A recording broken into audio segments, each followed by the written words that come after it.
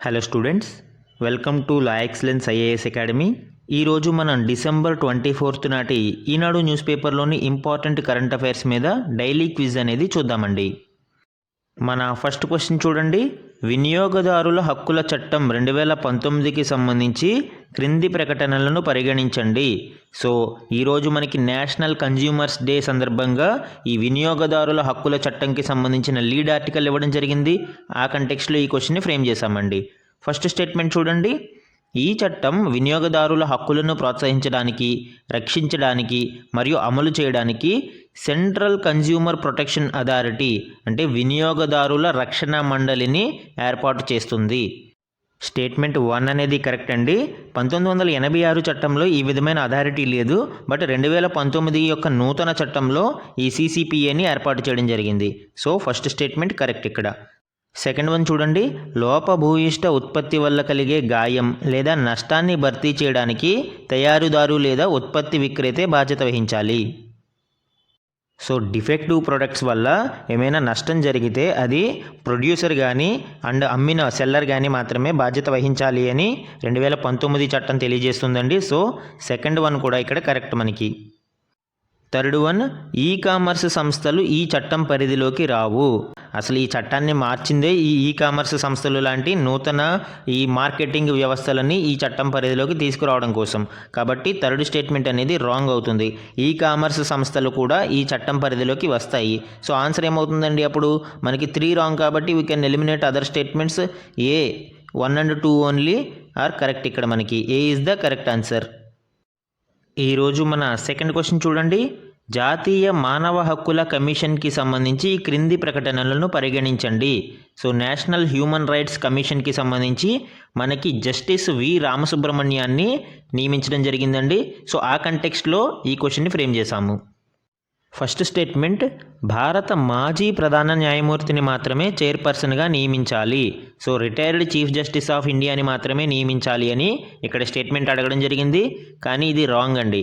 2019 amendment యాక్ట్కి ముందు ఇది correct. But 2019లో ఏం జరిగింది? అమెండ్మెంట్లో రిటైర్డ్ జడ్జ్ ఆఫ్ ద సుప్రీంకోర్టుని కూడా నియమించవచ్చు అని అమెండ్ చేయడం జరిగింది.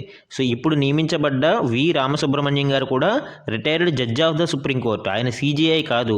కాబట్టి ఫస్ట్ స్టేట్మెంట్ రాంగ్ ఇక్కడ.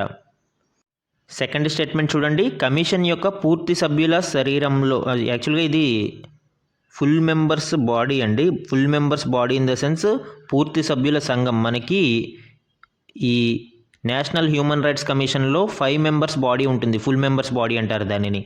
సో ట్రాన్స్లేషన్ ఎర్రర్ ఇది. నేను అది చెక్ చేయకుండానే ఇక్కడ పేస్ట్ చేయడం జరిగింది.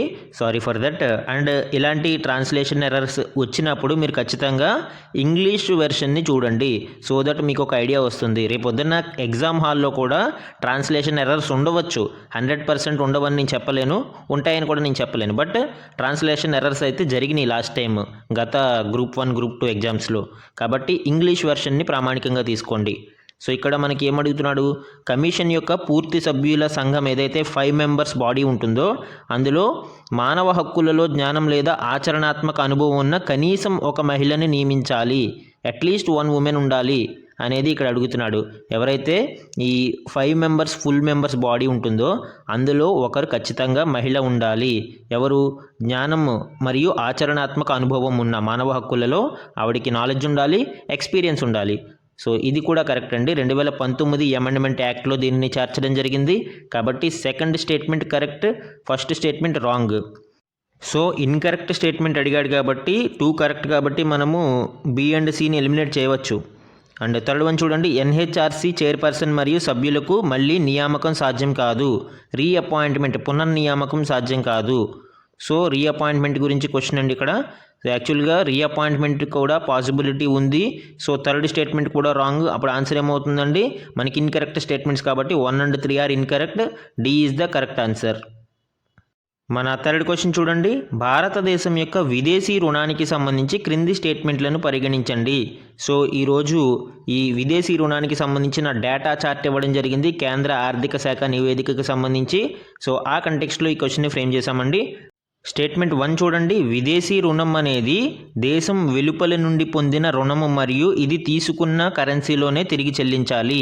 ఎస్, యాక్చువల్గా విదేశీ రుణం అంటే out side of the country నుంచి తీసుకున్న రుణాన్ని మనము విదేశీ రుణం అంటాము. దీనిని ఏ కరెన్సీలో తీసుకున్నామో ఆ కరెన్సీలోనే తిరిగి చెల్లించాల్సి ఉంటుంది. స్టేట్మెంట్ 1 అనేది కరెక్ట్ ఇక్కడ మనకి. అండ్ సెకండ్ స్టేట్మెంట్ చూడండి, భారతదేశం యొక్క విదేశీ రుణం 2019 నుంచి 23 మధ్య కాలంలో క్రమంగా పెరిగింది, గ్రాడ్యువల్గా ఇంక్రీజ్ అయ్యింది అనేది స్టేట్మెంట్. యాక్చువల్గా సెకండ్ స్టేట్మెంట్ కూడా కరెక్టేనండి. మనకి 2019 నుంచి 23 మధ్య కాలంలో విదేశీ రుణం అనేది గ్రాడ్యువల్గా పెరుగుతూనే వచ్చింది, ఎక్కడ కూడా డిక్లైనింగ్ ట్రెండ్ అనేది లేదు. 2019లో $54,310 కోట్ల మనం విదేశీ రుణం ఉంటే ప్రస్తుతం 2023లో అది $64,820 కోట్ల చేరింది. అండ్ ఈ మధ్యకాలంలో ప్రతి సంవత్సరం పెరుగుతూనే వచ్చింది కానీ తగ్గుముఖం ఎక్కడ లేదు. సో సెకండ్ స్టేట్మెంట్ కూడా కరెక్ట్ అవుతుంది మనకి. ఇక్కడ ఆన్సర్ ఏమవుతుందండి? కరెక్ట్ స్టేట్మెంట్స్ గురించి అడిగాడు. Answer both 1 and 2 are correct. C is the correct answer. మన నెక్స్ట్ క్వశ్చన్ చూడండి, క్షయవ్యాధికి సంబంధించి క్రింది వాటిలో ఏది సరైనది లేదా సరైనవి? సో మనకి ట్యూబరిక్యులోసిస్కి సంబంధించి బర్డెన్ గురించి ఈరోజు న్యూస్ ఆర్టికల్ రావడం జరిగిందండి. ఆ కంటెక్స్ట్లో ఈ క్వశ్చన్ని ఫ్రేమ్ చేశాము. ఫస్ట్ స్టేట్మెంట్ చూడండి, క్షయ వైరస్ ద్వారా వ్యాపించే ఒక అంటువ్యాధి. సో యాక్చువల్గా ఇది అంటువ్యాధి కరెక్టే, బట్ ఇది వైరస్ నుంచి వ్యాప్తి చెందదండి, ఇది బ్యాక్టీరియా నుంచి వ్యాప్తి చెందుతుంది. మ్యూకోబ్యాక్టీరియా ట్యూబరిక్యులోసిస్ అనే బ్యాక్టీరియా ద్వారా ఇది వ్యాప్తి చెందుతుంది. కాబట్టి ఫస్ట్ స్టేట్మెంట్ అనేది రాంగ్ ఇక్కడ. సెకండ్ వన్ చూడండి, జాతీయ క్షయ నిర్మూలన కార్యక్రమం నేషనల్ ట్యూబరిక్యులోసిస్ ఎరాడికేషన్ ప్రోగ్రామ్ భారతదేశంలో 2030 నాటికి టీబీ భారాన్ని తగ్గించాలని లక్ష్యంగా పెట్టుకుంది. సో యాక్చువల్గా ఎన్టీఈపీ టీబీ భారాన్ని తగ్గించడానికి లక్ష్యంగా పెట్టుకుంది కరెక్టే, బట్ అది 2025 నాటికే తగ్గించాలని లక్ష్యంగా పెట్టుకుంది. యాక్చువల్గా గ్లోబల్ ట్రెండ్ టార్గెట్ ఏమైతే 2030 నాటికి తగ్గించాలి అని, eradication of TB by World Health Organization, కానీ భారతదేశం మాత్రం 2025 నాటికి దానిని తగ్గించాలని లక్ష్యంగా పెట్టుకుంది. కాబట్టి సెకండ్ స్టేట్మెంట్ కూడా మనకి ఇక్కడ రాంగ్. థర్డ్ వన్ చూడండి, నిక్షయ్ పోర్టల్లో నమోదు చేసుకున్న టీబీ రోగులకు $500 ఆర్థిక ప్రోత్సాహం అందించడానికి నిక్షయ్ పోషణ్ యోజన ప్రారంభించబడింది. సో నిక్షయ్ పోషణ్ యోజన అనేది ఈ ఫైనాన్షియల్ అసిస్టెన్స్ ఇవ్వడం కోసం టీబీ రోగులకి $500 ఆర్థిక ప్రోత్సాహం అందించడానికి ప్రారంభించబడింది. సో యాక్చువల్గా థర్డ్ స్టేట్మెంట్ కరెక్ట్ అండి. ఇక్కడ కరెక్ట్ స్టేట్మెంట్స్ గురించి అడగడం జరిగింది కాబట్టి ఆన్సర్ ఏమవుతుందండి? 3 only is the correct, B is the correct answer ఇక్కడ. ఈరోజు మన లాస్ట్ క్వశ్చన్ చూడండి, ISFR Indian state of forest report 2023కి సంబంధించి క్రింది స్టేట్మెంట్లను పరిగణించండి. సో నిన్న రిలీజ్ అయిన నిన్న మనకి న్యూస్ ఆర్టికల్స్ చాలా డిస్కస్ చేయడం జరిగింది దీనికి సంబంధించి. ఆ కంటెక్స్ట్లో ఈ క్వశ్చన్ని ఫ్రేమ్ చేసామండి. చాలా ఇంపార్టెంట్ ఈ రిపోర్ట్ అనేది. మన ఫస్ట్ స్టేట్మెంట్ చూడండి, భారతదేశంలోని సగానికి పైగా రాష్ట్రాలు మరియు కేంద్రపాలిత ప్రాంతాలు జాతీయ అటవీ విధానం 1988 యొక్క మొత్తం భూభాగంలోని 1/3 వంతు అటవీ లేదా చెట్ల విస్తీర్ణం అనే లక్ష్యాన్ని చేరుకున్నాయి. సో యాక్చువల్గా జాతీయ అటవీ విధానం 1988లో ఒక ఇంపార్టెంట్ ప్రొవిజన్ ఏంటండి, 1/3 ఆఫ్ ద ల్యాండ్ అనేది ఖచ్చితంగా అటవీ మరియు చెట్ల విస్తీర్ణంతో నిండి ఉండాలి అని. ఈ లక్ష్యాన్ని భారతదేశంలోని సగానికి పైగా రాష్ట్రాలు మరియు కేంద్రపాలిత ప్రాంతాలు చేరుకున్నాయి అని ఫస్ట్ స్టేట్మెంట్ ఇవ్వడం జరిగింది. సో యాక్చువల్గా స్టేట్మెంట్ 1 అనేది కరెక్ట్ అండి. మొత్తం మనకి భారతదేశంలో రాష్ట్రాలు మరియు కేంద్రపాలిత ప్రాంతాలు కలిపి 36 ఉన్నాయి. 28 + 8 36. అండ్ మనకి ఈ లక్ష్యాన్ని చేరుకున్న రాష్ట్రాలు మరియు కేంద్రపాలిత ప్రాంతాలు ఎన్ని? 19.